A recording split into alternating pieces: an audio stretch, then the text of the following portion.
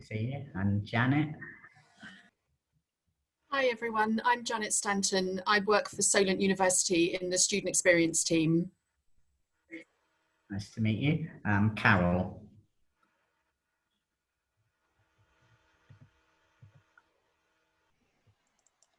Sorry about that. Hi, good afternoon. I'm Carol Bowers, Crime Reduction Manager for Go Southampton Business Crime Partnership.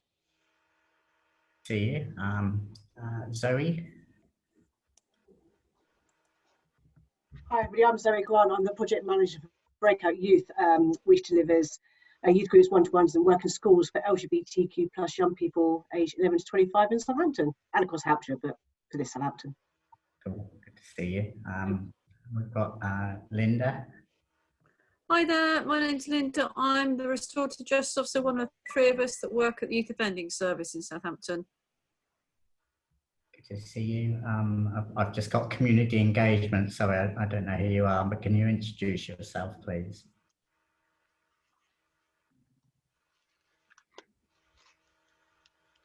Is that me? Well, no, you're Caroline. Jason. That's you, Jason. Jason. It's me. I got confused about who you were talking to then. Yeah. I'm not good with names. Right.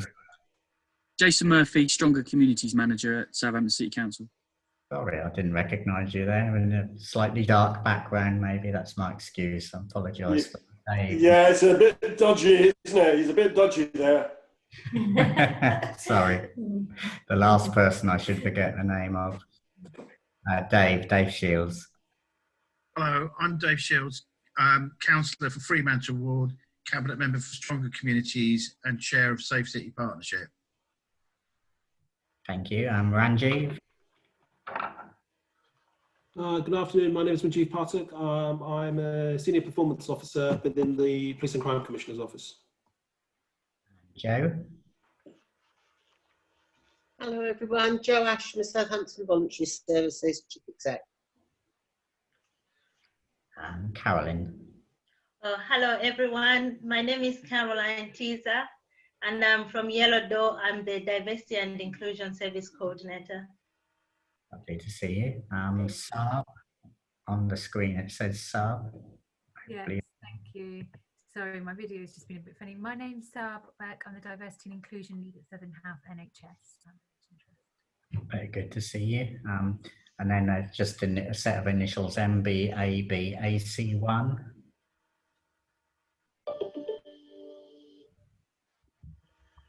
Hello.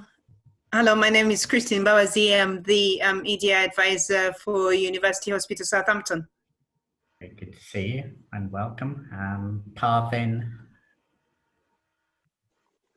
I'm Parvin and I chair the Muslim Council in Southampton. Do other things, but that's why I'm here. Good to see you. And I think last but not least is Luke. Good afternoon all. My name's Luke Newman. I'm the Chief Exec of Testlands. Cool, and welcome. Hopefully I haven't missed anybody off my screen. The windows change around on Zoom a bit, so hopefully I haven't missed anybody out. But welcome to you all here.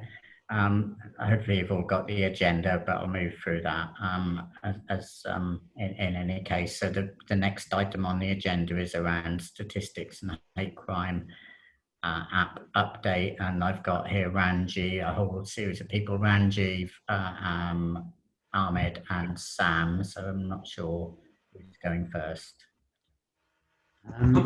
Yeah, I know, Ranjiv, you've given me some statistics on reports in the last few months, and if you wanted to maybe go through those, if you've got those in. Yeah, sure.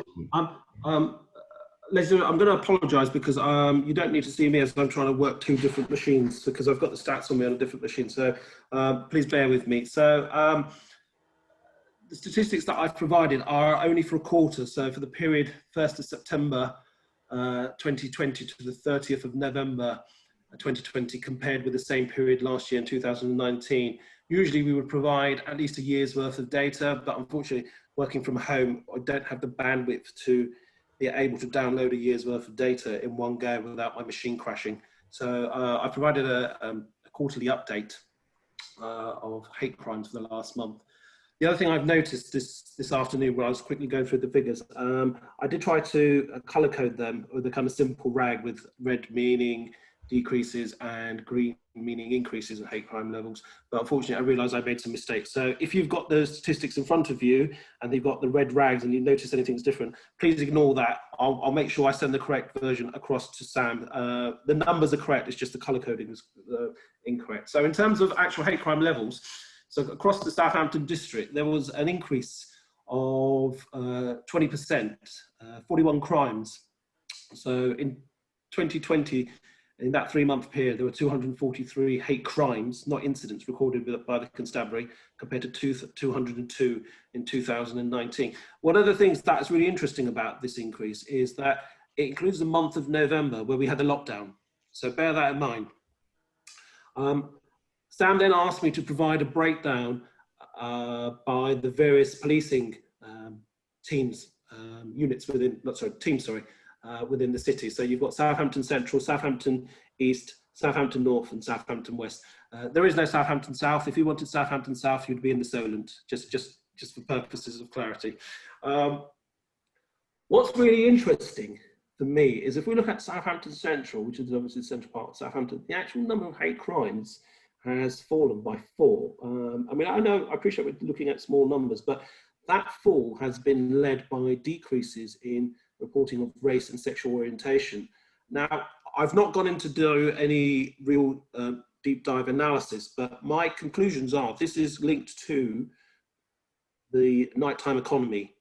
So where we've had the lockdown in November, I think that's had an impact. That's my personal observation. I don't have access to RMS to be able to deep dive, but if anyone wanted to, that's what I think has led to that slight decrease in actual reporting within the city centre area of Southampton. The east is quite, it's still balanced. So there were 30 hate crimes last year and there's 30 this year. Notably, there's been a decrease in race, but there's been an increase in sexual orientation and disability and faith and religion.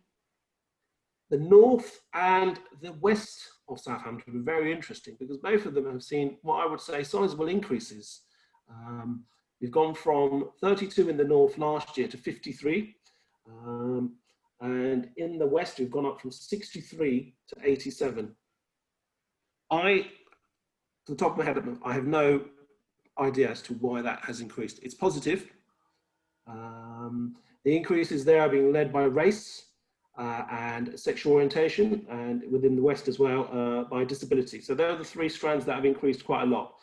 So with only a quarter's worth of data, it's very difficult to actually look at a long-term trend. I hope in the near future we'll be able to look at more kind of at least a year or 2 years worth of data to tell us where we're going. But I think in the short term, it's positive that hate crime reporting is increasing. It's fallen in the city centre area. I think that's linked to the nighttime economy and the lockdown.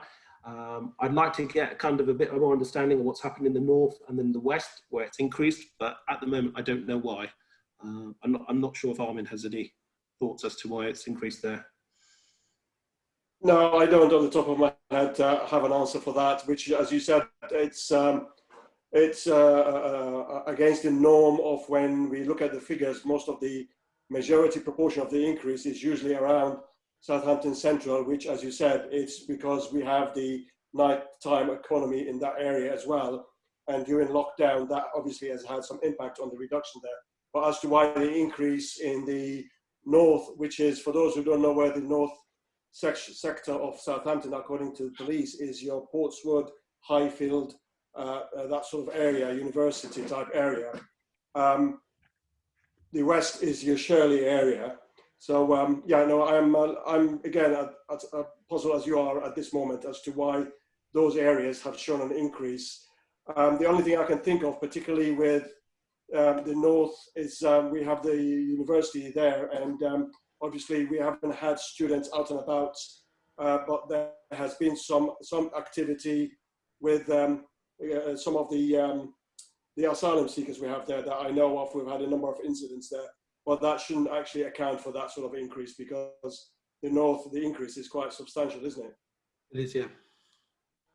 I mean, it is positive. that people are coming forward to report, but it's just to find out some of those nuances behind what's driving that increase. I can't answer that at the moment, I'm afraid.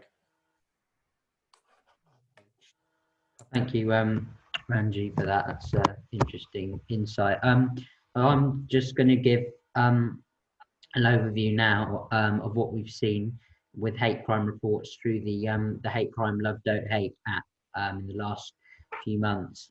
Fortunately, I haven't had time to get the November data for this meeting, but we've got data for September and October in terms of the reports that we've seen on the app. At the moment, we don't have sort of specific data on the types of hate crime reports, so it's still quite generic, but we're working on getting more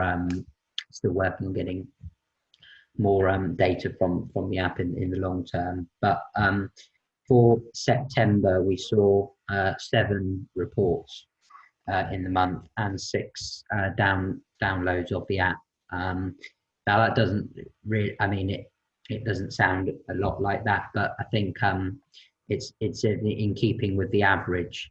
That's kind of the average number of reports we've seen each month since the app sort of started. So yeah, it shows obviously a level of consistency that people are at least using the app and benefiting from it, as we've said before, which is important that we still see its usefulness. But for October, there were a number of quite more reports than we would expect given the previous numbers. There were 22 reports and 19 downloads. Now again, it's difficult to, with only that kind of data, to know what that kind of, why that might be. My thinking is that could be down to the awareness raised for the app during National Hate Crime Awareness Week, and I think that in the past, that when more awareness has been raised, that we have seen a bigger use of the app. But obviously there could be other reasons that lead to that increase. But no, I think overall it's just good. I mean, there are long-term plans to develop the app, but it's good for the moment to see that there's at least hate crime victims benefiting from it. But yeah, I don't know if anybody has any questions on either that data or data that Ranji gave.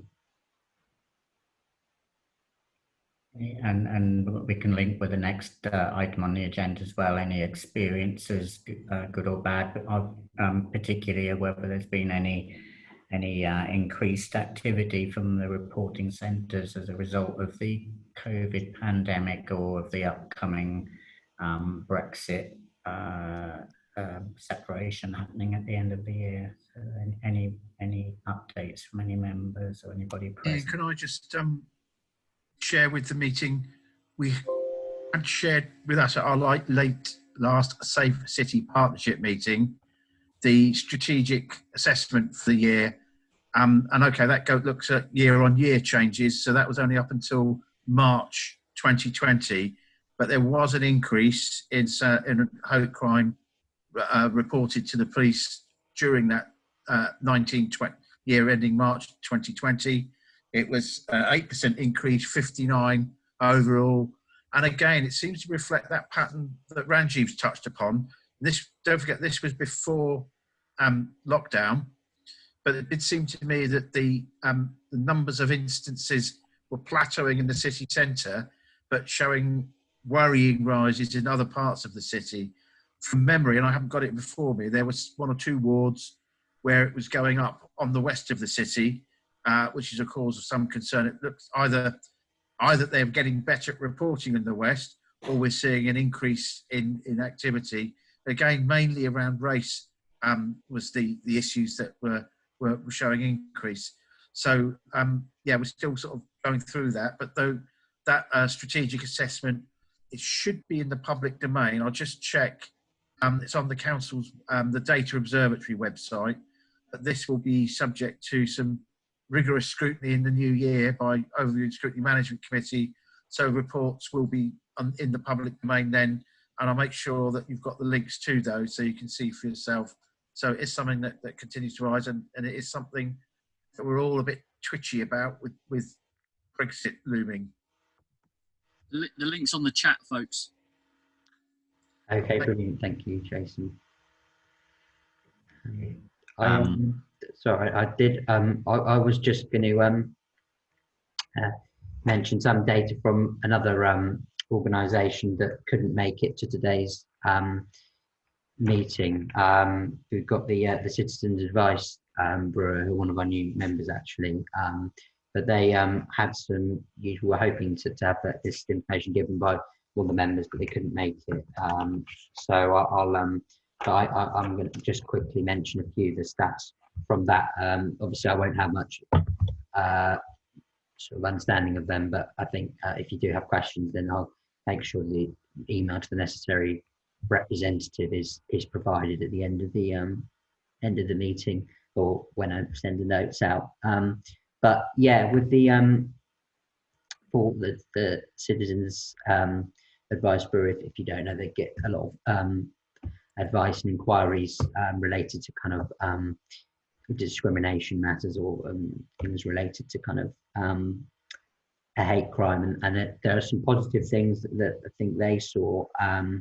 They said that there was a 26% decrease on people asking about matters like hate and discrimination. That was from 2019 to 20 to 2020 to 21, and that's in the Southampton area. And then specifically on for disability discrimination, there was a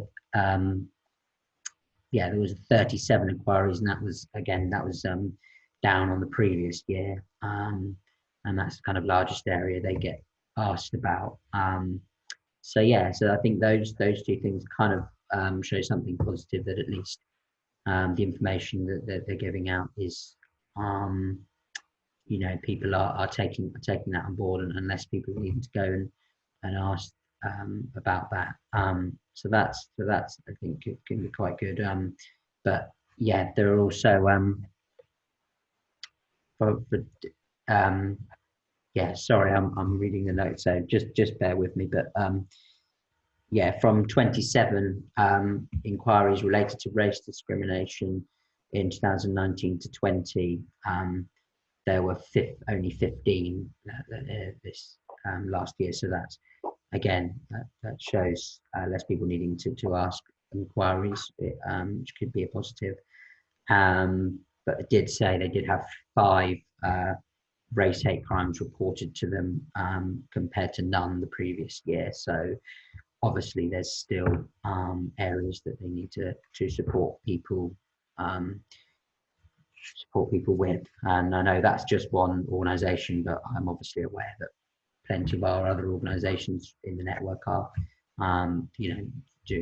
giving positive support. But yeah, as I say, a bit difficult to know what sort of the inside detail of those. But if you have any questions, I'll make sure the email addresses are provided. But yeah. Now, I don't know if anybody, if there were any other members that wanted to share any hate crime incidents they've dealt with recently, or support, or any statistics and things. No, okay. We'll move on. Thanks everybody. Sam next with hate crime merchandise, and Sam, if you can do it so I could share my screen, so I can show people, or kind of have some stuff going on while you're talking about it as well. But if you can share the screen. Yeah, absolutely, no problem.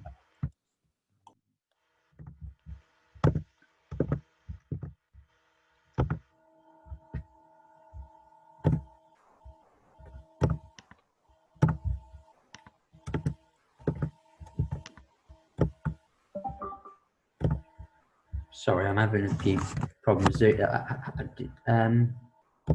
it be just clicking on the share screen icon to be able to? Yeah, it should say share with everybody. It should do, but if it's a problem, don't worry. We'll live without the Yeah, sorry, and it should be able to do it, but it's not working for me. Don't worry. Yeah, apologies. About my images here. But yeah, I mean, what I was going to explain here was about the new hate crime merchandise that we've kind of had developed as a network. So as some of you might have been aware or seen in my emails and things around National Hate Crime Awareness Week, we decided to use our Love Don't Hate branding, as you've seen. We've got Ian and Leslie and myself modelling it today for you to show you the t-shirt being used. Unfortunately, my screen's too close, you can't really see it, but that's the basic idea. But obviously you see Ian's and Leslie's as well.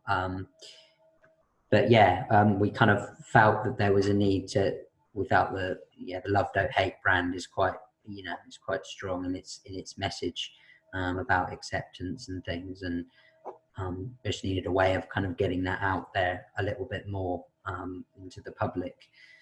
So creating some actual merchandise that people could buy and wear would be an effective way of doing that. But yeah, I mean, so far our sales for that have been limited. But yeah, it's worth me bearing in mind that the sales, mentioning that the sales for these t-shirts, the idea is that all the funding, all the income that we generate from them will go back into the network, and making sure it can continue and that kind of thing. So yeah, we haven't unfortunately had the amount of sales that we would have liked so far. So we're kind of thinking about ways that we can get that message, or get those t-shirts better promoted.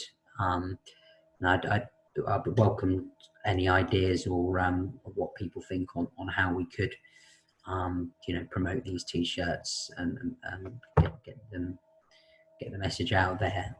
But one of the ideas that I had for everyone was for each member, we would, because we have quite a lot in stock at the moment, we would give one shirt to each member for free, so that they can wear that within their organisation, and maybe encouraging, and hopefully that will encourage maybe more people to buy them and check them out.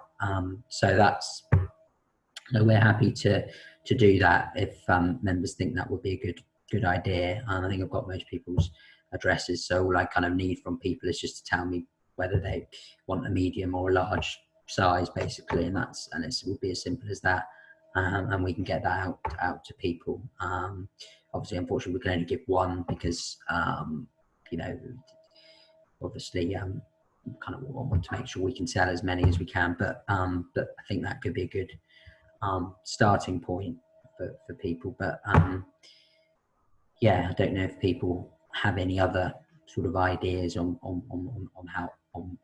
what they think could be good ways of getting these t-shirts sold. By the way, that I hadn't mentioned, but they're available via an eBay link at the moment. But obviously, we're happy to think about other ways too. So yeah, I mean, I guess it can be difficult to ask people here and there what they actually think, but yeah, if you do have any ideas, then happily welcome those. Yes, Janet. Hiya. So we have passed your information on to the SU, the Students' Union. There's nothing on campus, but they are doing quite a lot of virtual things. So hopefully that might help. And we also passed it on to our external relations team, and they're going to obviously promote it on our social media. So hopefully they might get some purchases via that. No, that's fantastic. No, thank you for your support there. That's that's helpful. To try and get, reach out to different types of people. Obviously, students is a good way of doing that. So yeah, I mean, I know I've sent information about it before, but following this meeting again, I'll for those that need it, I can give that information again, and I guess that can be sent out to the different connections that the contacts people have. But do people kind of think that that's a good idea to kind of give a shirt to each member? If people, I'm sure people think that would be helpful, or they think another idea would work better. Yeah. Yeah. I've got an idea. I don't know how it would work. Sure. But, like often when there was a normal ward, let's call it that, based in Winchester, the Brook Centre, which is the shopping centre, they would have a number of empty stalls or outlets. And then what they would do is they would work with the local authority, I understand, and make them into kind of like community accessible, to be doing something in there rather than having like a closed shop. And I was just wondering, like often, you know, when I walk through like particularly like the Marlins or something like that, they have a lot of empty units, is whether we can approach them and say, look, can we speak with you? Can we potentially, you've got a space there that's not being utilised. If we could somehow work with them and maybe find some mannequins or something to actually have them wearing the T-shirts as they walk by and things like that. I don't know how that works, but I'm just you know, because I think if you can get them out into the public, it's gonna improve and raise the profile. Good idea. Yeah, no, that is an idea. I hadn't thought of that, but yeah, I think the thing that I was kind of wary of was that obviously at the moment, kind of the amount of people who are kind of shopping, whether they would be useful. But no, I think if if there are enough people seeing them, then that I mean, at the moment, if you know, I know there's still restrictions, but like I had to unfortunately go and pick something up from Southampton, West Quay on Saturday, and it was just manic. You know, there's people out there, they're shopping, they're getting out where they can.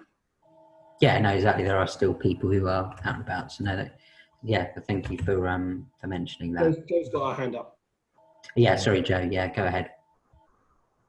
Sorry, I can't seem to make it work on the Lycon thing, so resort to the actual hand going out. Just a couple of suggestions. Well, as you know, Sam, we'll send it out through SVS mailing for you. Thanks for sending the information through. Yeah, I think it'd be quite good to get all of our centres to have it up in poster form at least, because people don't necessarily know that they're available and for order. So if everybody could get it printed and put up in their waiting rooms or whatever, for what limited footfall any of us have at the moment, of course, which is a big problem. It might be worth seeing if October Books would take a few, actually physically have a few in the shop. I didn't catch that, sorry. October Books in Portsmouth, who are generally, you know, very supportive of good community causes. It might be worth, because they're actually open as premises. We did have an arrangement with Marland Shopping Centre for a drop-in shop and community venue, but all of that stopped because of the COVID secure issues at the moment. As soon as that changes, then obviously that would be a route for promoting them, but at the moment all of that is very restricted and very limited, and it wasn't possible to continue that arrangement. No, that's, I mean, I think the idea of a flyer is or a post or something to get make people aware of the could be if you're going to be sending out some T-shirts, it might be worth just actually printing off a couple, and just to make it easy for us, because let's face it, with the best will in the world, it goes into manana time otherwise, whereas if you've actually got the paper, you've just got to get a bit of blue tack and put it up, haven't you? So sorry, Janet. I was just going to say, moving on from that, our RESO, our university shop, is back open again in the Marlands.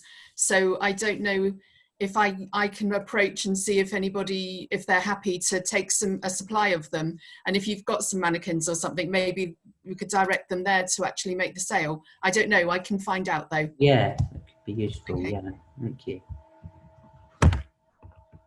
That would be good. I'll share the logos shortly when I can balance all these screens. Trouble is when my laptop screen is went so far away from me, I can't read what the damn file structure is saying, but I'll get to that when I'm not active. Any other suggestions or move forward on the agenda? Probably got. Yes, but before I was just also going to mention on that point quickly, but as we will have shown in previous meetings, and some of you will have seen, there's been posters created to raise hate crime awareness by the network as well, and it's been difficult, obviously, because many of you aren't kind of working in your office or aren't working in your kind of premises as regularly. But yeah, we do have those posters available, and I think it'd be great if we can to kind of get the network members, you know, showcasing those in their premises. But I think the issue was that I think we would kind of be happy to give those out to members, but I think what we kind of needed to make sure was that there was obviously a price with a fee within that, because obviously that would be a lot of time and effort to kind of to do that. But if people are have their premises is open and are willing to kind of and feel it would be useful to showcase a poster, then what we thought we could do, if members are happy with it, would be to some of those that are open for business can kind of tell me what they would like, which poster, how many, that kind of thing, and we can kind of get those ordered for you, and I can sort of price that up and stuff. But yeah, I don't know if don't know how many. Wondered if maybe that, yeah, people could just sort of raise a hand or say how many, if they are open for kind of business at the moment. Yeah, I don't know how many, but yeah, it's varied, I guess. Yeah, no, okay, but I mean that is an option, and I'll make sure after the meeting kind of details on where you can. Also, I think if you want to kind of you know, purchase some yourself through like a professional website, then I can link to that. I send links to that as well. But yeah, just a few options to think about. But yeah, if any other ideas on increasing the kind of sales of these items, then yeah, do let me know. But yeah, if there's nothing else, then I guess we'll move on. Thank you, Sam. So next item on the agenda is a review of National Hate Crime Awareness Week, which is Sam, but it may well be others contributing as well. But Sam first. Sure. Yeah. I'll keep this brief for this agenda, right? Because I think I have kind of mentioned a lot in various emails, and I did a report on the Hate Crime Week. But yeah, it was just to kind of go over what was achieved during the week, you know, despite the challenges this year presented us with, because usually the idea would be during the Hate Crime Week to kind of put on some events as a network and invite members of the public and our contacts to those to you know, increase hate crime awareness. Unfortunately, that wasn't possible this year, but I know some of you here today will have attended. But yeah, we did 2 online sessions for the network and any connections and the network have with individuals to kind of inform themselves about the different types of hate crime and ask any questions. Yeah, had representatives from Hampshire Police there and that kind of thing. And they proved to be quite well attended and quite successful in terms of the discussion points that were raised. And I think it kind of showed that, you know, it doesn't matter whether you do them online or in person, they can still be just as effective. So that, I think that was reassuring. And yeah, I think the idea would be this year when there's time to maybe organise some more of those kind of sessions, but maybe with particular themes, for example, different types of hate crime themselves, and discuss those so people learn about specific things. But yeah, overall it was still useful, and obviously and during the week we launched the t-shirts as well, and hoping, yeah, we're able to kick on from that too. So but yeah, I think it was something to be pleased with as a network. But yeah, I know, but I do know there were other members who did who would have done useful things during the week. So if there was anything people wanted to quickly share or comment on, then you can feel free to do so.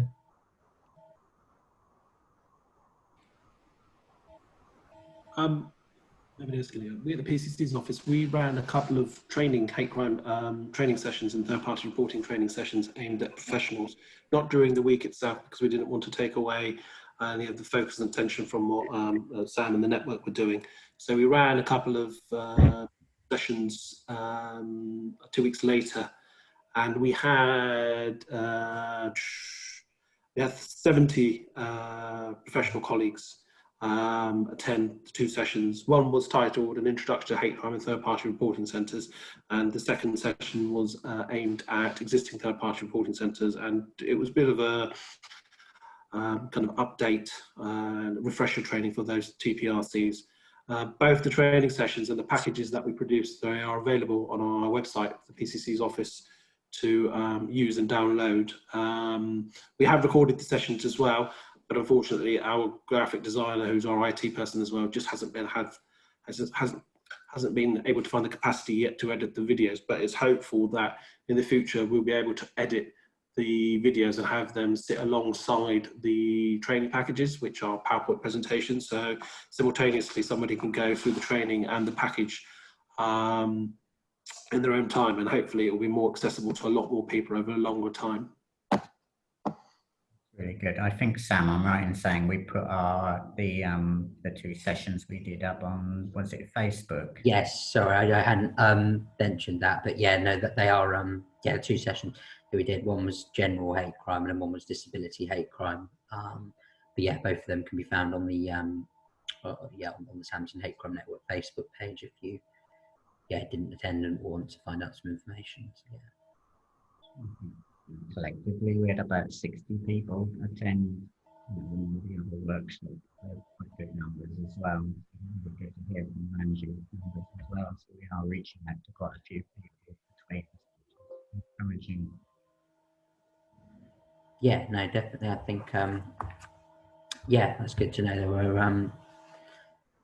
lots of things being done within that kind of period around Hate Crime Week, and obviously, with the numbers that shows was useful. No, there wasn't too much else I wanted to mention about Hate Crime Week, really, just to give that update.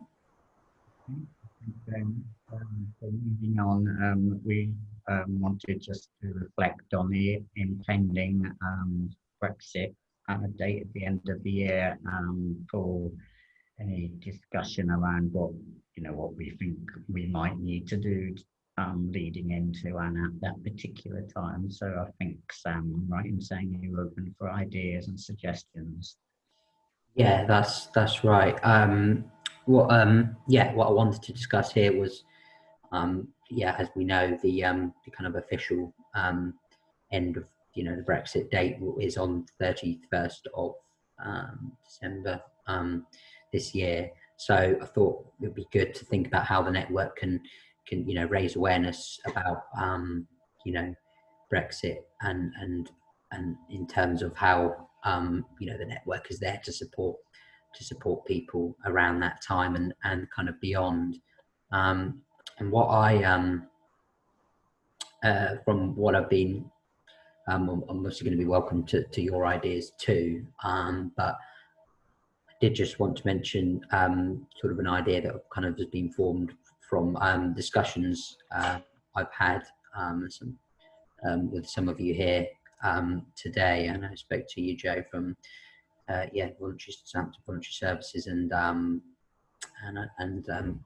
know the council have involved in kind of some work previously around Brexit and putting statements out to kind of show that the city is inclusive to everyone and there to support people, which is obviously an important message to give at this kind of time.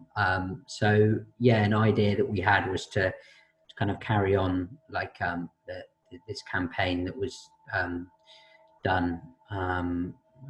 Correct me if I'm wrong, but it's I believe it was done around when Brexit started initially. Yeah, what I thought was we as a network could put out kind of a similar message, obviously depending on what our organisation does, that would kind of show to people that, yeah, you know, we're still here to support people if there were people who had concerns that Brexit might affect the level of support they can receive, not necessarily in terms of hate crime, but in terms of anything that we do ourselves. And I've kind of drafted a template of the type of text, that messaging that people could use, you know, whether that be on their website, on their social media pages, or whatever. Yeah, I've kind of developed something. So what I can do is, after the meeting, is make sure everyone has can see what I've come up with, and share some feedback on it. And then when we're ready to go, we can maybe give that out to people to use and adapt. And I just think that could be good. So we're all kind of, you know, giving out the same kind of positive message. And I think that'll be useful in the weeks and months after Brexit, as people maybe have concerns. And obviously there's a lot of other things creating, you know, community tension at the moment. So yeah, if we can do what we can to make people feel more comfortable, then I think that could work well. Yeah, I don't know what people's thoughts were on that. Yeah, Joe. Have you spoken to Felicity Ridgway at the council? Because when I raised it at Connect last week, she said that she would liaise with their comms people around it. So you're right, we did do, after the Brexit vote, we had a little sort of mini campaign, and a number of agencies put statements out about, you know, people still being welcome. So I think it's an expansion from that, but I think particularly, you know, linking it to the Love Not Hate logo was so I would link up with her before you put out the final resources. Oh, right, yeah. There was a lot of cross-agency support. Yeah. I think it needs to be a nuanced message that we can all use, and the comms people are probably the experts to rely on. So yeah, no, definitely. Yeah. I think the communication teams, obviously, if there's people who are involved in that kind of thing, and she said she'd do that. Okay, that's yes, I've got her email, so I'll make sure I get in touch with her. No, but yeah, I don't know if what members think on that generally, or if they have any other ideas.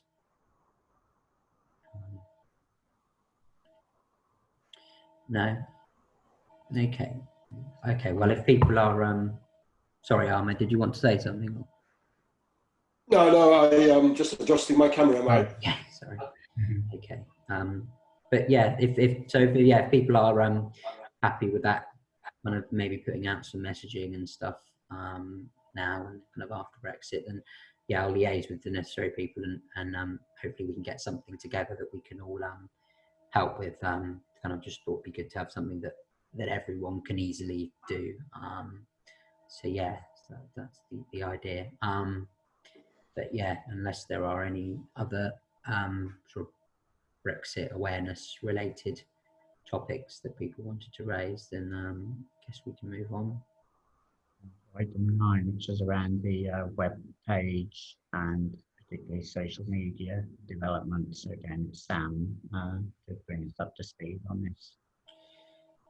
Sure. So the next item I was going to raise was related to our developments with the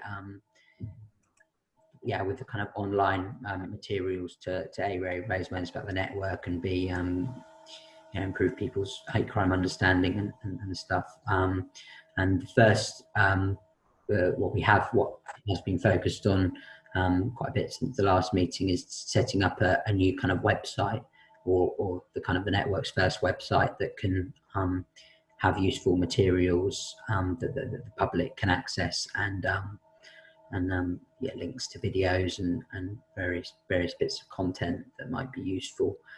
The idea is, if not by the end of this year, to at least early next year, to have a web page set up where the public can get to, and we're kind of doing that through the Spectrum page at the moment.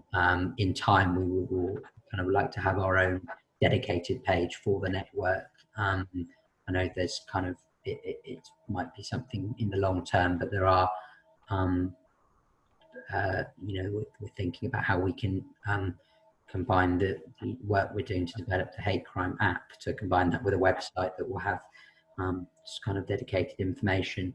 But at the moment, we want to kind of there to be a temporary system at least. So yeah, it's kind of not easy, but it's you know, it's something we can do fairly quickly. Set something up through our through Spectrum itself, and then we can give out the information or links to that when it's ready, and obviously share that, but obviously keep you updated. But yeah, that's kind of the website side of things. But now what I did want to do is go through something to do with the Facebook page that we've set up for the network, because what I was aware that there wasn't a way of people posting onto the page or kind of tagging into the page. So I apologize if people already understand, kind of have this knowledge, and it's kind of something you already know, but I understand there might not people who don't understand this, so I think it would be useful to go through it. But what I'll do is I'll share my screen and go onto our Facebook page and just show you a few bits of how you can kind of make use of the page and connect it with your Facebook pages. So yeah, I'll do that quickly now. So yeah, so if we see here, hopefully you can all see this. Let me know if there's any issues with this, but you'll see that this is our yeah, Southampton Hate Crime Network Facebook page here, and yeah, in the create post section, you can, or sorry, bear with me, making this too complicated. Yeah, no, here we go. I'm on my own page here, so I can, yeah, go onto the normal create post section, and if I want to make some sort of comment about the Southampton, that tags people to the Southampton Hate Crime Network page, and obviously it might be related to any kind of news item that you want to share, or hate crime work that your organisation is doing, but simply, yeah, I mean, if you, it might not be this type of post, but it's something like, check out the Southampton Hate Crime Network page. So if you put the at symbol on it, and then just type Southampton Hate Crime Network, all lowercase, yeah, it comes up there, and then yeah, so for example, you say something like check out information Southampton Hate Crime Network, and then if you post that, people can then click on that and be taken to our page and find some yeah, information about, you know, relevant things that are happening at the moment. But yeah, some of you might already know how to do that, but that's how you would do that if you didn't know already. And then there's also a way of writing your own post on the page. So if we go to Southampton Hate Crime, yeah, if you just go onto the main page and go onto the create post section, you could put something here, for example. There might be a latest story about a hate crime incident that you wanted to share, so you can say story or something like that, and then link to the news article or something like that. And then once you've done that, I believe it was difficult to kind of get on the page when you make the post. It doesn't kind of appear on the page straight away. So but I can myself, as kind of the editor of the page, I can share any posts that people put on this way. So yeah, feel free if there was anything you wanted to highlight related to kind of your hate crime work your organisation is doing, or yeah, a poignant story or something like that, then yeah, feel free to go onto the Southampton Hate Crime Network Facebook page and just do your own post, and then I can make sure that's shared onto the page, because obviously it'd be good to kind of get information, not just for me kind of writing about updates, but if members themselves have actual information that I don't know about, then we can make sure that goes onto the page. So yeah, they're just a useful thing I thought I'd show you, just so you can make sure you know how to use the page as effectively as possible. So I'll stop the share there, and hopefully that wasn't too complicated, and gave it a little bit of a summary. But again, I don't think if you just you know, make sure as many people within your organisation are aware of the page, and you know, whether that be putting it on email signatures or, I don't know, putting it on the websites or things, that would be useful, because yeah, so far we have seen quite a few people using the page and looking on the page, and a number of people have are following the page and keeping up to date with it. So yeah, it has been useful, and I think in time, given the usefulness of having a Facebook page, I think we're going to look at, you know, creating a Twitter page and that kind of thing. But obviously, it's all just down to time, really. But yeah, it's good that we've kind of got more of an online presence now. But what I did want to do also was just to get some ideas, if there were any, or hear from people if they had any feedback on what they think could work well to kind of improve the Southampton Hate Crime Network's online presence and communicate with the public via online means. Obviously, it's more important now, given, you know, the current situation. But so yeah, if there were any ideas and or comments, I'd welcome those. Ideas? No, not listening. Okay, well, I mean, that's not a problem. I mean, yeah, it's always difficult to think of things on the spot. So I'll, yeah, obviously in all the notes, this kind of thing will be in there, and yeah, it'll be a reminder if you want to thought of anything and want to give any comments, then yeah, you're welcome to do that.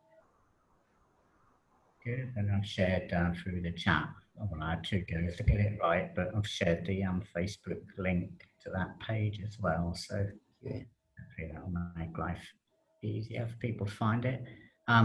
So moving on to, I'll do section 9 and section 10 and 11 together. So we have managed to get guaranteed funding for Southampton. We'll continue into 2022 now, so that's good, and thank you to Jason and Dave for helping us to sort that one out. Obviously, we've also got a bid in with the OPCC to do some more work with the network, so that will bring itself to a conclusion. Hopefully for the end of March this year. We'll wait to hear from that in due course.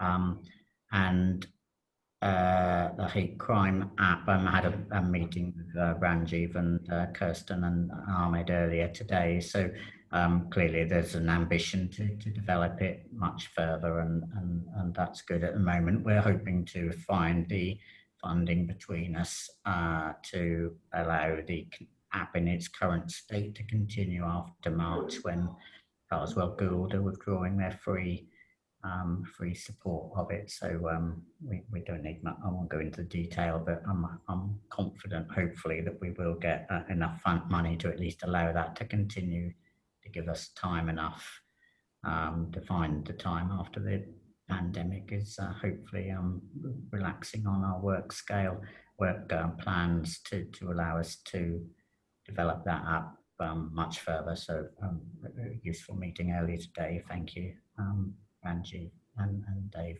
and Ahmed for letting that happen. So yeah, good news with the role that will certainly carry on, and I'm optimistic that we'll keep the app alive past March as well. To take any questions or comments if there are any. Yes, Jason. Yeah, it was just to so we've invited Spectrum to sit on the Safe City Partnership as a member. So both in terms of representing for hate crime, but also as advocates for disabled people. So that's an important step for us. We're going to explore with Ian and Sam the potential for some kind of hate crime board. So this is more about agencies and how they apply their responsibilities to not just be aware of, but respond to hate crime. So again, to try and give a little bit more formality in the city to what, it's not that it's not taken seriously, of course it's taken seriously. I think we shouldn't be in a situation where sometimes we can be living a bit hand to mouth trying to figure out how we're going to move from one year to the next. So we've got a bit more of a sustainable plan, and that the pressure isn't all on Ian and Sam to find solutions to that. As well as, you know, how do we put our collective shoulder behind the hate crime reporting centres, the app, the campaign, the branding, all of that, and hopefully that will do us well. Thank you, and again, thank you for helping us to sort that immediate problem out. Very grateful for that. The next item. I think, can I just say something? I think it's really important that we also link this to the programs on domestic violence and prevent, because there are some very clear rings around vulnerabilities, and I think we should think kind of actively as to how those links occur. And I know, Jason, we've had these conversations before, but I think it would be important to put it into our action plans to see exactly what this actually means. I'll stop there. Yeah, I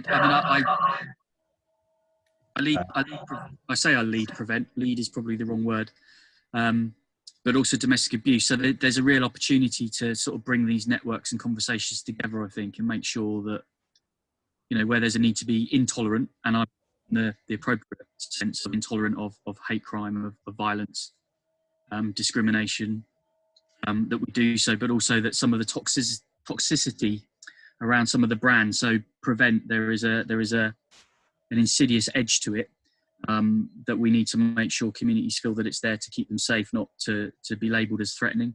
So a lot to do. You know, we'll get there. A commitment with all of us, I know, just how we can make those things work where they do work together to help that to happen. So I'm certainly happy, I'm sure Sam is, to figure those out individually. If people have got suggestions, it might be good to have a chat with you, Parvin, just to see how we can, you know, what moves we can make in that direction as well.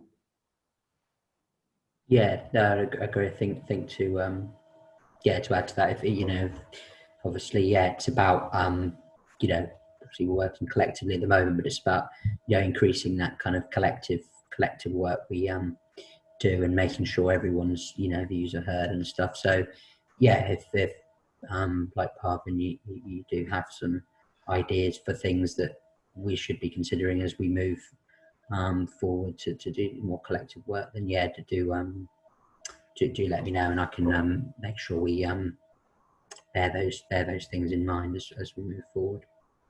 Yeah. Thank you. Okay, so moving on, item 12 is nothing to report, I don't think. Sam, is it night time? Young people in the night? Yeah, this was kind of just to really explain the situation with where we are with our work, with communicating about hate crime to young people, and raising awareness amongst the retail and nighttime economy, so those organisations can be more prepared in a hate crime sense. Unfortunately, at the beginning of the year, the idea was to do a lot of work on those two areas. We realised they were quite important areas in tackling hate crime. With the pandemic and what's gone on this year, that's not proved to be as easy as we'd thought, but communication is still being had with the Go Southampton network in terms of retail, and also various schools within the area to make sure work can get started as soon as possible. But I think the problem is these different areas have key priorities at the moment, which is understandable, and they're still trying to work on those priorities. So have to obviously respect that and make sure that that the network is ready to do that, to do the work on those things when the time is right. But yeah, as I've explained before, with training kind of manuals and things have been created so that to help schools and the retail and nighttime economy organisations. And yeah, one of the things that is worth me mentioning is that I did ask for some feedback on the training packages last time, but yeah, I think that may have been people may have had other things to think about than so that's fine. But because we've got a little bit of other a bit more time because of the situation, and the work in these areas isn't going to start as quickly as we thought, I can, along with the documents I send after this meeting, make sure you see the packages to help with raising awareness in these areas. And then yeah, any comments on those can be taken on board, because yeah, as I said, we've got time to make sure they're as good as and effective as they can be before the work in those two areas starts. But yeah, it was just basically to say to people that yeah, it's not, I know, because there's been a lot of talk on it, that it's not kind of been forgotten about, and it's still very much part of what we want to do, but it's just not as possible yet to make the connections of people and get them thinking about hate crime stuff at the moment. But yeah, so it's kind of put on the hold a little bit, but that's not to say it's stopped. It's just stopped for the time being. But what I did want to kind of mention was because there are a few schools that I've been in touch with, but as I said before, that it's been difficult to kind of arrange anything with them. But if there are kind of connections people specifically have with schools that they can inform me about or contact, then that could be quite could be useful, because I know that I have had people who've kind of helped me get in touch with certain schools, but those schools have been busy with other things. But maybe there's other schools that have capacity at the moment to help with with sort of with this kind of work. But so yeah, I'm happy for people to kind of have a think and let me know at another following the meeting. But yeah, if they do have any comments on that kind of thing now, then I'll be I'd welcome any thoughts.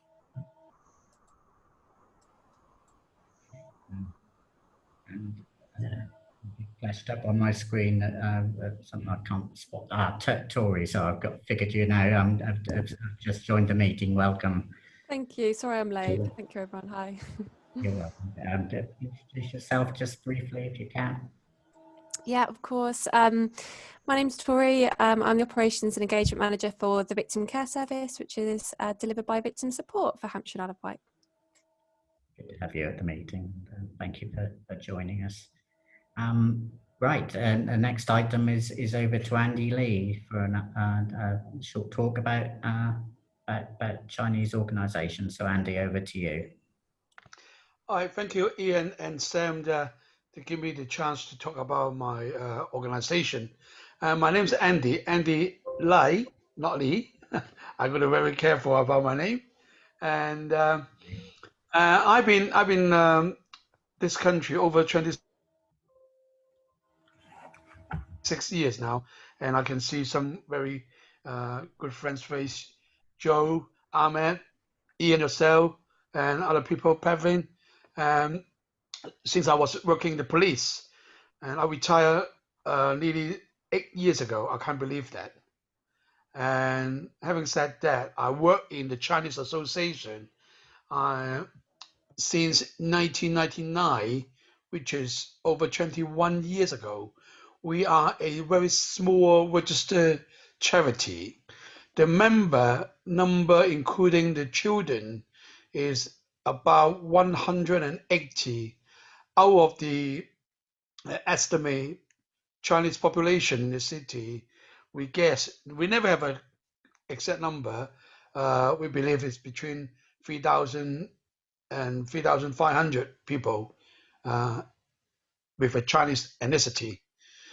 And also on top of that, you got another 3,000 Chinese students from the university. And our organization objective is very simple: try to improve the living standard of the people in the Chinese community from Southampton and the surrounding area, and also promote the culture, our tradition, and all the other good things to the main society in Southampton. And also, because we understand some of our members a bit keep themselves to themselves, and then a few years ago we encourage our member to engage with the mainstream. Hopefully it will become real part of the city or other small town like Eastleaf. And we are one of the third-party reporting center. I'm the main contact, and we had done a few in-house training, educate or telling some key members how to take the report from the members or other people, even they're not our member, but from the Chinese community, if they don't really speak much English.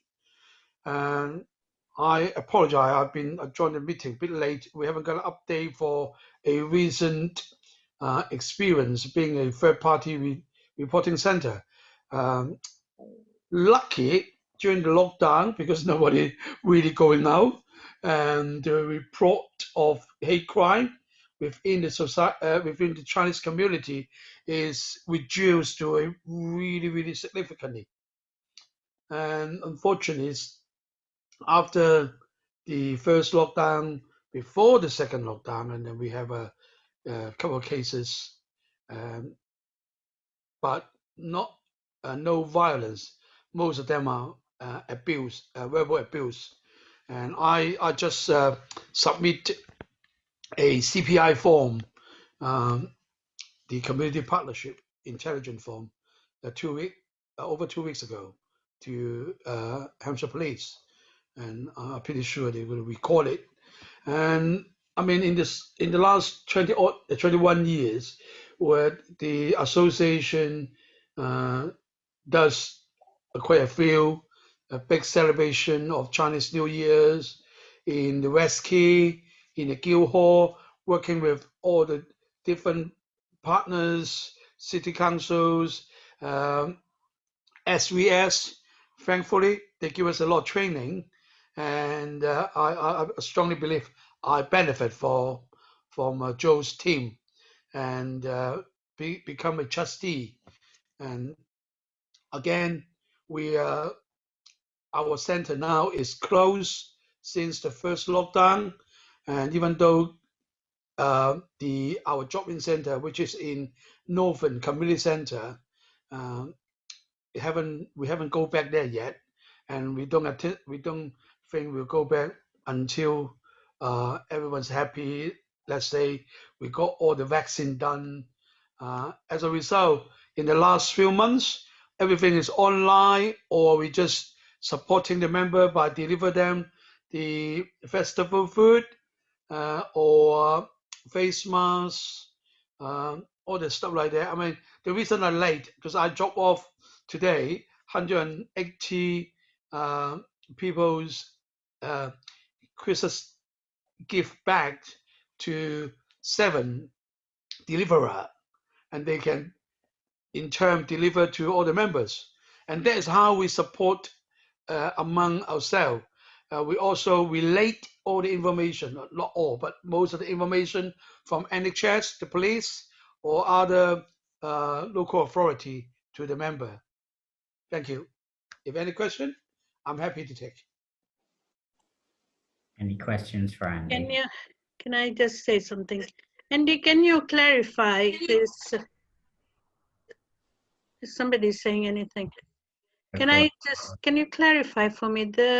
Recently came across Shaolin group. Can you kind of say something about that? Okay. Well, as far as I know, they are another organization. The organizer is Master Tan, and the name is called UK Salem Temple. The base in Shirley, with their own temple, and we are very good friends, and we support each other. But we are not; they're not part of the Chinese Association of Southampton.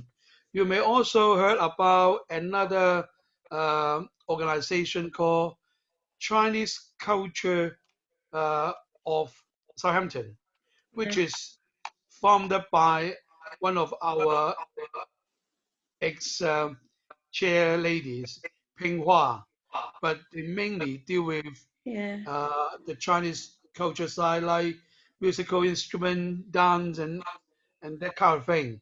And but CS, so Chinese Association Southampton is the with the longest history in the city. I'm not saying that everything have to come to us, but and I think anyone doing the same similar thing on behalf of the Chinese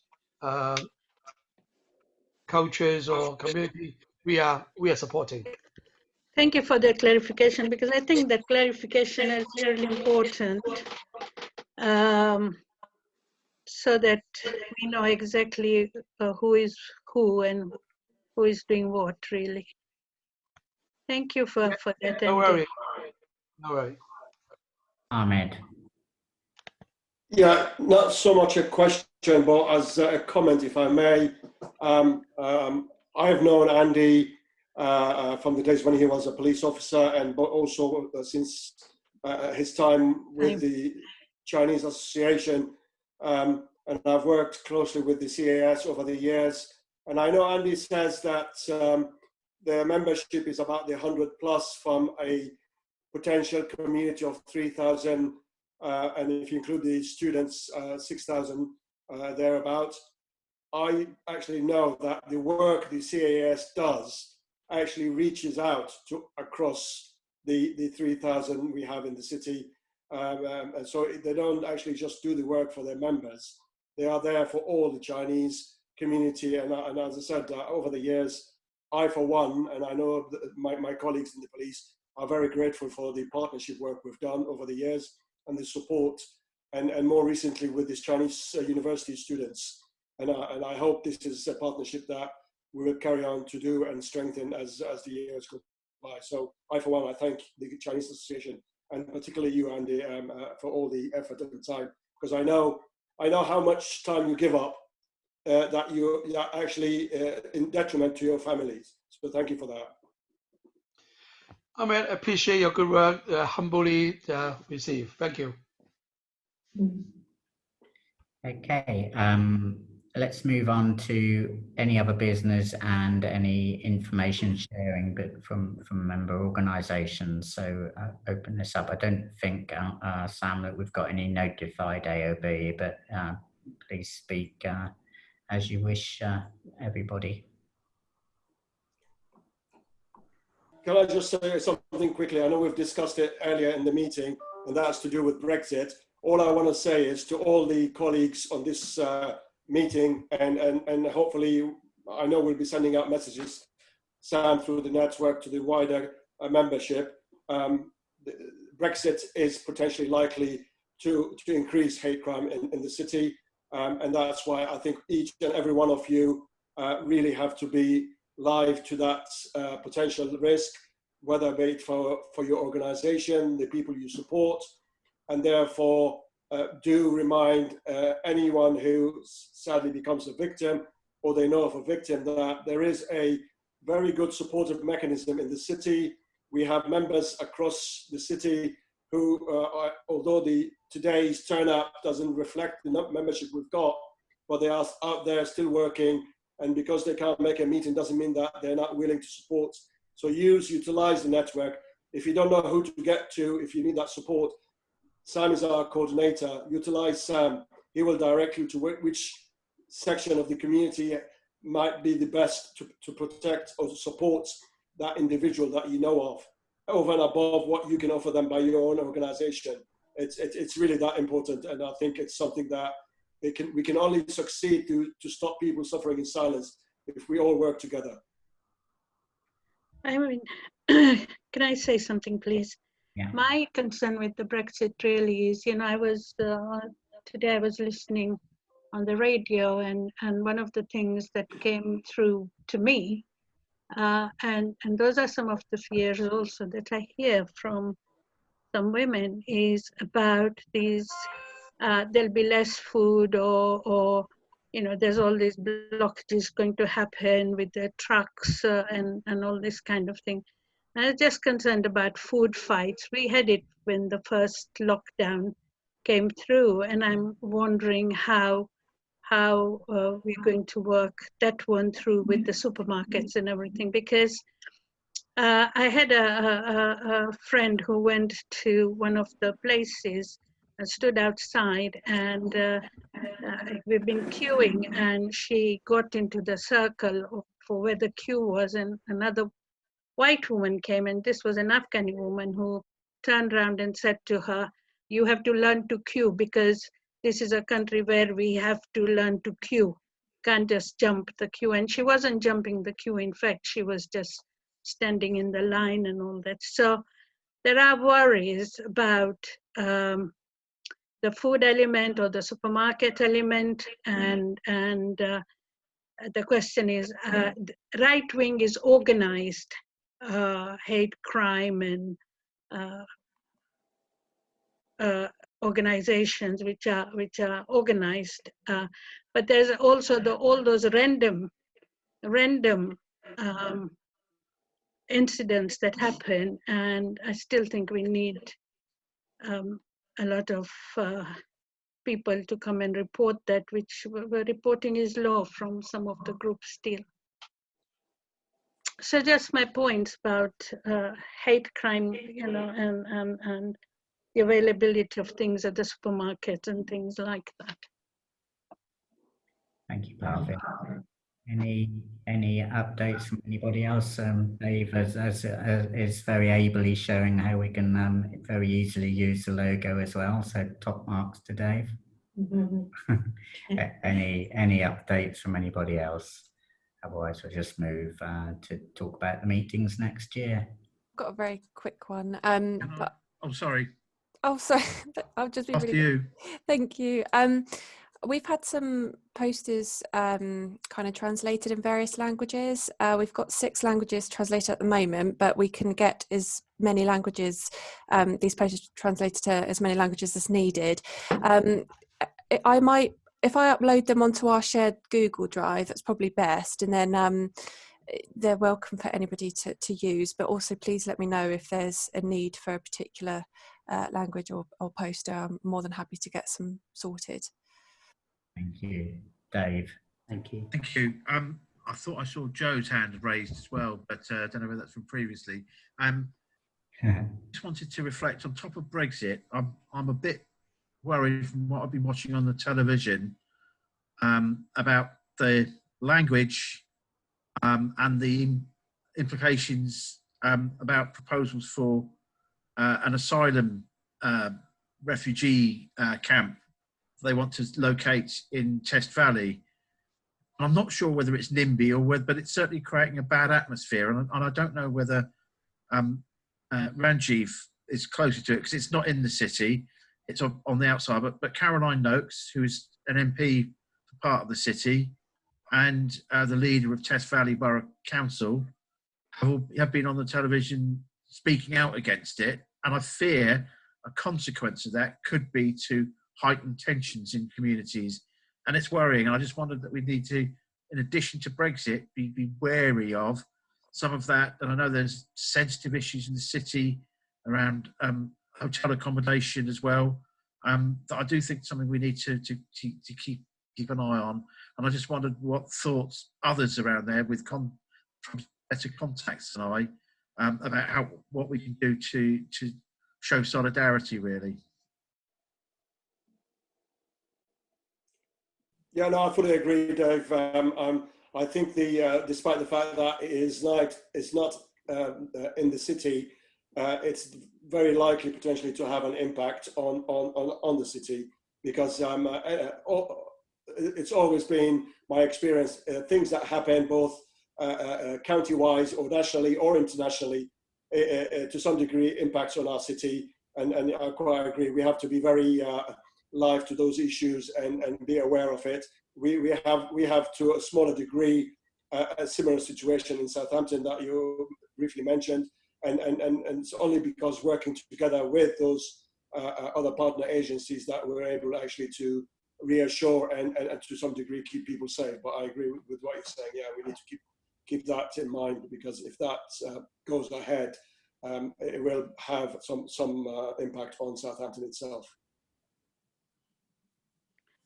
I think British Red Cross is continuing to work, although at the moment it's a bit of, the lockdown has kind of reduced the activity, and we don't have anywhere that people can come and do things. But I think quietly there is some work going on with the British Red Cross that I understand with the refugees and asylum seekers, and I think the Southampton Winchester Visitors Group, I think they are also active.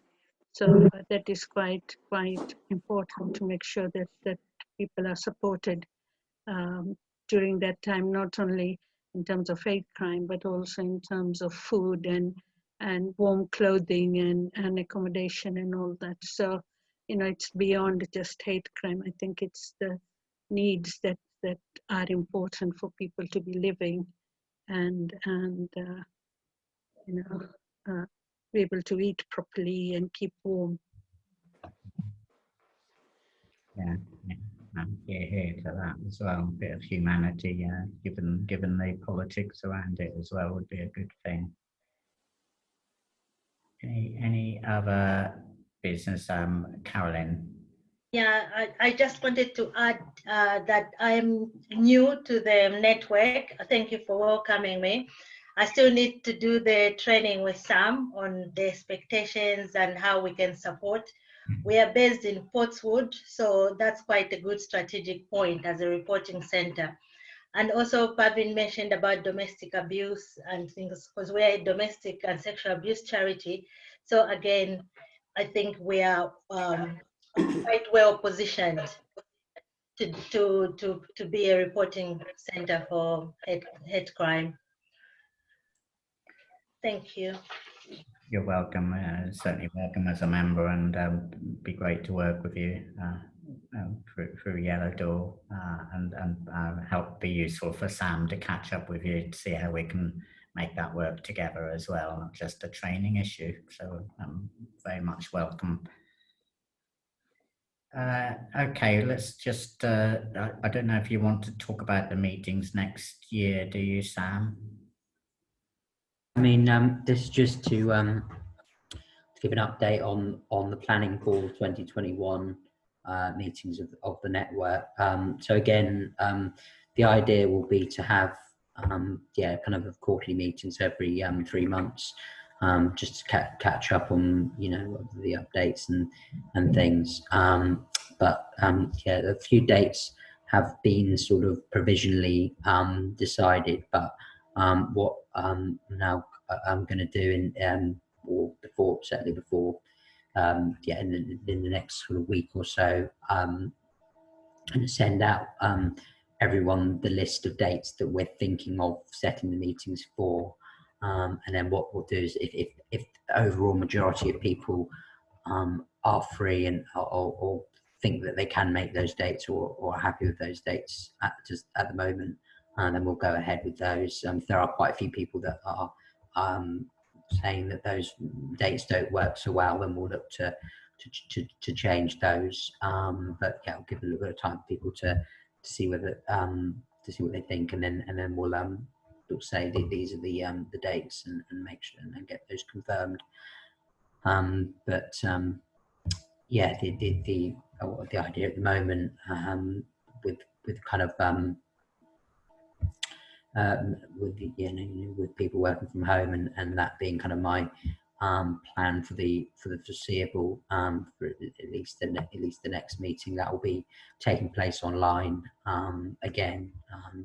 But yeah, hopefully by the end of the year we'll be having some face-to-face meetings, but it's difficult to see that happening anytime soon. So yeah, for now they'll be taking place online again. But I think I think this is the fourth meeting we've had online this year, and all of them have pretty much been just as effective as they would be face to face. And I think obviously it's not quite the same, but I think we've still managed to get through it. And yeah, no, kind of just to kind of summarise the work of the network, I think in the last year, I think it's been encouraging to hear about all the things that we've been doing individually as members and collectively to raise awareness and deal with hate crime. And it's obviously a challenging time to be able to do that when it's more difficult to get out within the community and stuff.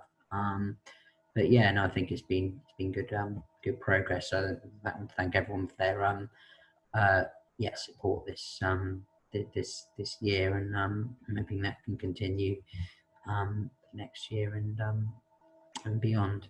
But yeah, no, I think yeah, I guess that's it from my point of view on the dates for next year. But yeah, so unless there's any other comments, I guess that brings the meeting to a close. But so just to say, on behalf of officers at the council, thanks to this network for carrying the torch and giving us the benefit of your reflections. As we've been talking, although my camera's been off, I've actually been inputting dates to a Brexit meeting that coincidentally is happening at the same time. So it does work because it means we get the information. So very grateful, and festive greetings and all the rest of it to you all. Thank you. And to you. And to everyone, have a good Christmas all. Yeah, good Christmas. Stay safe. Thank you. Thanks everyone. Thanks everyone. And let's be honest, it won't be too difficult to have a better 2021 than a 2020. So at least we can say Happy New Year with some confidence. Have a good break, everybody. Yeah. Stay safe, all. Take care. Bye-bye. Bye. Bye-bye. Bye.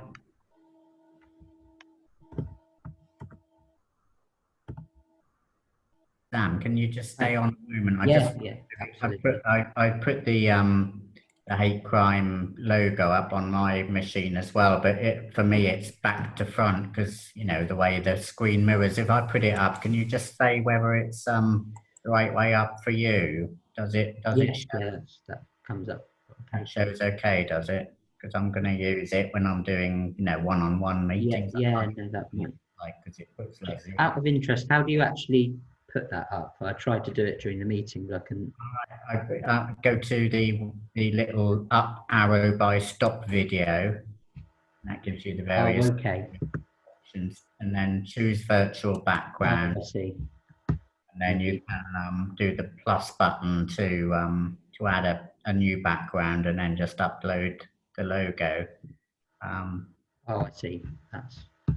And I found this the other day, actually. I don't know why. I tend to experiment in boring meetings sometimes, but you can put, I don't know if you can Yeah, you can put like ears and whatnot. Oh, okay. So you can do that as well Oh. if the meeting's really boring. Yeah. Probably not the best choice I've gone for there, but I better take it down actually in case that happens next time I use it. I don't know if they copy across. How the hell do you take it off then? It might be on every single one you Yeah. do from now on. And that coming up. Right, I took it off. Yeah, that's a worry, isn't it? Has mine gone all strange? I don't know if my. To me, I can only see my face. Is that what you can see? You faded into the background a little bit. I think that's because of the how it picks up what's in the background and what's okay. in the background. Maybe the white T-shirt doesn't help. Mine's largely okay, having said that. Yeah, I'll take that off. That's a bit. If you've got a complicated background, rather than just a nice plain wall, and I know it's a little more difficult for it to figure out what's in the background and what's in the foreground. Mine's not. Oh, okay. Yeah. So yeah, it's interesting. I'll leave that up there, and then I'll see if it works when I'm having one-on-one meetings. Yeah. So I think I'll do that as well. Really Yeah, good. very interesting. Yeah, good. And I'll copy it before we close it. I'll just copy all of the messages that came through the chat, so we've got those should we need them as well. So I'll just yeah, no, that would be great. Now if I can. I think we might get lost once we close it down. Right, so I've got a copy of those. So good to see you, Sam. Take care. Yeah, no, take it. You Sorry, I was just wondering if there was any. I know you mentioned it briefly. Was there any specific update on the from the hate crime app meeting earlier? Yes. Sorry. There was. So what would? Well, thank you, Lizzie. They would politically say it was a robust exchange of views. I think it's fair to say that that the OPCC have got, and Ranjiv may have said this to you, forgive me, they've got some pretty significant concerns about data protection issues in the information that people are asked if they report a crime to put into the app and what comes, where that information goes, basically. So they've got some concerns, which I said, well, a point of expanding the app will be to address those points. Which I'm sure we can. So they're not able to sponsor the app at this time, but they have sent me a link for a £500 of the 1,400 quid total. So I think I can get a grant from them for 500 quid's worth of it, and I've sent messages to one or two other people. Tom Shepherd being one of them from the CCG. So I'm fairly sure we'll get that, but we need to have I think it'd be good for you and I to reflect on what those issues are and not what we do about them now, because I was pretty strong in saying, we won't do anything unless we know there's a commitment to, to help fund it in the future, because, all of this takes effort and time. So we'll leave well alone for now. Obviously, we'd like to get ownership of the app from Carswell Gould, and the police have got an issue about who owns it and what's it going to cost to maintain in the future, and is that sustainable? So there's a number of issues that some of them are just barriers, I think, constructed to say no. Others, I think, are probably legitimate concerns, which would be good to get addressed at some stage. It did cross my mind when we were talking about it. I didn't talk to this about anybody, but if we could find somebody who's good at writing apps who could help us on a voluntary basis, I don't know if that's a student, university student, or it would be quite. I think it would. I don't know much about programming apps. I used to be a programmer in the world before Windows existed, so I'd imagine it's fairly straightforward to get the app to do what it's currently doing. It might make sense to liaise with Carswell as to how we either take over the app or replace it with one which doesn't have some of the problems which the current app has got. This is all for the future, about a debate with a willing volunteer who can help us program a better version of the app, I think would be nice round the corner as well. But I think Ranjiv and Kirsten are keen to have a dialogue. They're just not, they were constructing all sorts of barriers. I'm sure you had much the same from Ranjiv. I know you said about a few. So I just said, we will, we'll carry on, and thank you, Lizzie, and we will find a way of keeping it going post March. Okay, no, that's if needs be, we'll fund it through, through the network, through the money we've got from Southampton Council. Yeah. Which comes to shove, we'll fund it through that. Okay. So the idea is to initially just, as we spoke before, just while we iron out these kind of issues, to get funding by March to try and to keep it in its current form. Is that? Yeah. Okay. No. Obviously, that will, I'm sure, still sit with Carswell Gold. Whilst we, everybody will have other priorities at the moment, whilst we figure out what we want to do and how we want to do it, i.e. whether we want to stay with Carswell or whether we want to rebuild our own version of the same thing, etc., etc. And I think it'll be really useful to build at some stage. I'm not suggesting any time really soon, but it'd be good to construct a what did we used to call it in programming circles, effectively a systems map of what we want the app to actually do. Yeah, no, that might be what happens with the reports that it generates. How do we make sure they are useful? How do we build the numbers up to a point where it's where you could argue in a funding sense that it's good value for money? It'd be pretty difficult to argue that with the numbers at the moment, and stuff like that. Just construct a business case really for the app, and if we can do that, I'm pretty sure we'll get the funding from even grant funding if we need it, National Lottery or something like that. Would be really good. Do you mean create the kind of that kind of map of before the before March, or do you mean kind of for the long term? I think long term. I'm sure we've got lots of priorities, and this will just have to take its place amongst them. Kirsten and Ranjiv are happy to have a conversation, and in that sense are positive about the future. I think okay, that's reassuring. Difficult in the heat of the moment to hear anything other than barriers sometimes being constructed, but I think they can see what it could do, and certainly Hayley is as well. Incidentally, I'm hoping Hayley will come up with some money, and I spoke with him, and when I spoke with Ahmed separately yesterday, he was hopeful that she'd come up with the goods, but who knows? I think the data protection issues are a slight barrier to police involvement just at the moment, but we'll work around that. So yeah, sometime in the future may well be well into next year before we do any significant work on it. But we might, we might time scale it to fit in with the next hate crime awareness week, to have something to talk about, a major upgrade of the functionality of the app at that time scale might be workable. The next the February network meeting, you mean? No, I meant National Hate Crime Awareness. Oh, sorry, yeah. I don't think that might be a time scale that we could theoretically hit. I don't know.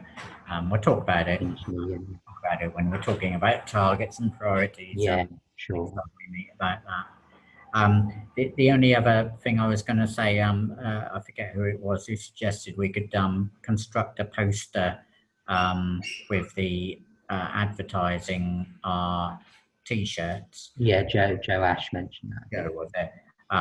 So I mean, we've obviously got these promotional thing we did for National Hate Crime Awareness Week, so we could make that happen. We'd need to find a way of showing where the link, so the link actually, if it's printed out, then there's no point having a clickable link to eBay. We'll have to resolve that. But I'll talk to you next week about what we might do with that. And I think we've agreed about getting a T-shirt out to everybody. Obviously, that'll be in the new year. So we'll have to figure out who's going to do the work and how do we get them out. And what else was I going to say? If you get demand for posters, then we need to figure out can we do them? Like how much is it going to cost to produce them? And can we sustain that kind of cost? So if you do get any demand for posters, then let's have a chat. See if it's possible to do it. I'm a little skeptical, but I'm open to be persuaded about that. I mean, I didn't really gauge from people today whether that was something that people are desperately want at the moment, the demand for posters. So I mean, we'll see. I might try and have some direct conversations with maybe members that I think could find them useful themselves. But yeah, I'm not sure how.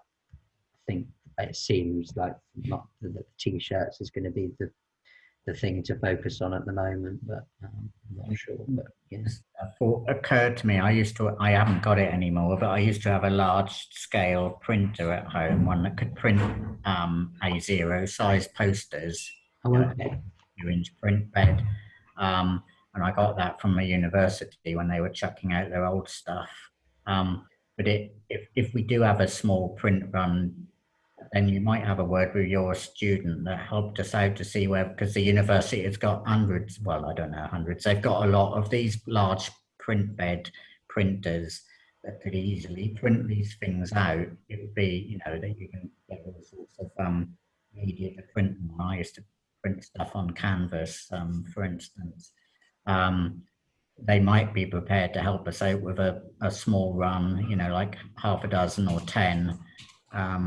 If there is a small demand for the posters, you never know, they might be prepared to help out.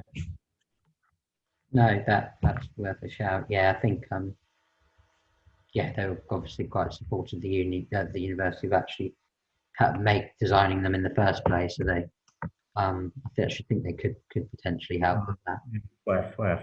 If they've got the resources, then obviously the demand, access. So yeah, then that's possibly workable, I think. Yeah. So, good. And I'll send you. I've copied the stuff in the chat room, so I'll send you a link. Brilliant. I'll send you an email. Sorry, with all of that text in it, just in case you need any. Yeah. I was going to see what you thought. I was thinking, because I've usually record these meetings. I mean, I'm hoping members will be happy. I might chat with them first, but I didn't know if you thought it was like okay to potentially publish this meeting. Well, actually, no, I don't think it will work anymore because we've still got the meeting on. But I was thinking of posting it onto Facebook, but I don't think it will be appropriate now, obviously, as we've just had a discussion now. But anyway, I think it's probably not something that should be shared. I don't know what you thought. Probably not without asking permission, then. So it might be easier not to. We could, if you wanted to, we could always edit out the end of the video. No, it's not. But I agree. It's probably not the kind of thing you'd probably want to listen back to. In the sense of it was a really good meeting, but I suspect it being just listening in might not work for people. But the next time we can say, look, we'd quite like to put it outline as if there's anybody who doesn't want us to do that with their image, then speak out. I suspect nobody would have any complaints. No, I guess, as you say, the issue could just be the whether it's interesting enough for people to listen to. But I'm not saying it isn't, but given a couple of issues there are, maybe it's best to leave it this time. But for the future, it's good that we had 19. I think 19 people was the top number we had today, so that's a good turnout, really, isn't it? Yeah, I think so. Now I was pleased with that. No, it was good. Good for doing it, Sam. Appreciate. Yeah, no problem. No, that's fine. Okay, we'll have a good weekend. Yeah, you too. Thank you. Speak to you obviously next week, and take it from there. Yeah, brilliant. All right. Take care then. You too. Take care. Bye-bye.